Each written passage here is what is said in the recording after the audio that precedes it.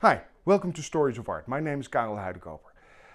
Now, if you've been following my channel for any length of time, I'm sure you've found out that this is a channel about, well, art, about me telling you stories about art and hopefully getting you more interested in the subject, and perhaps I might even help you enjoy your entertainment of art more. And in the course of my sort of research, you have to understand I'm an art historian. I spend my days mostly reading in old sources, ancient often. And sometimes I come across information which is not directly art related, but still it might be of great interest to you. For instance, I tend to read a lot of medieval bestiaries.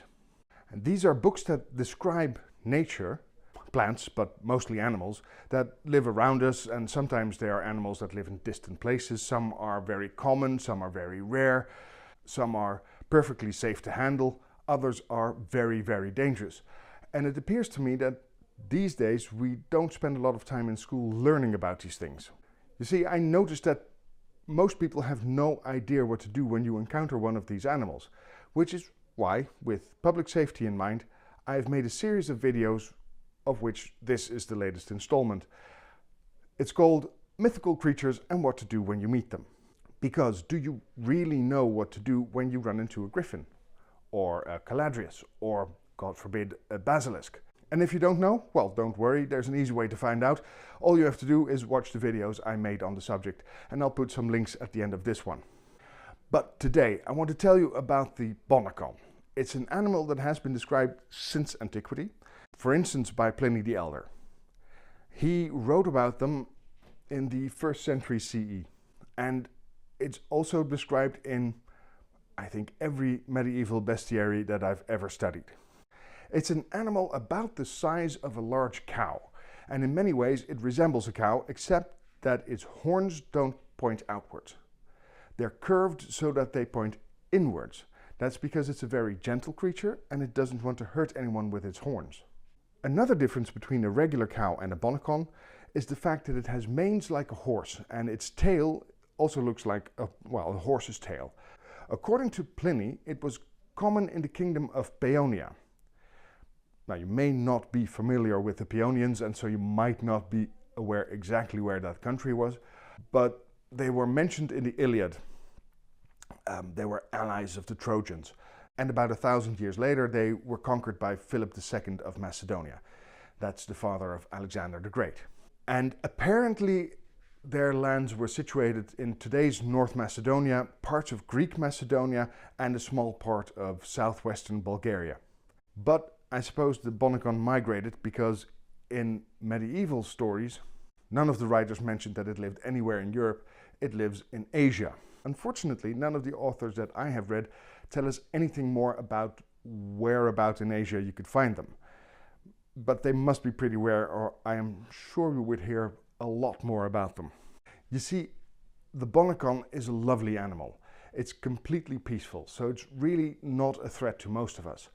That is, as long as we're not trying to hunt it. You see, the Bonacon is fairly big, it's not that fast, and it doesn't have any weapons to defend itself. But it does have something that helps him escape hunters. So if you are a hunter, this next bit might just save your life. Because when you happen to be silly enough to try and hunt a Bonacon, it will run away from you. And when it does, it can lift up its tail and spray excrement at you. Now, if that's not enough to deter you, know that this is not just any bovine dung. The Bonacon's feces burns, like a kind of fire, as Pliny put it.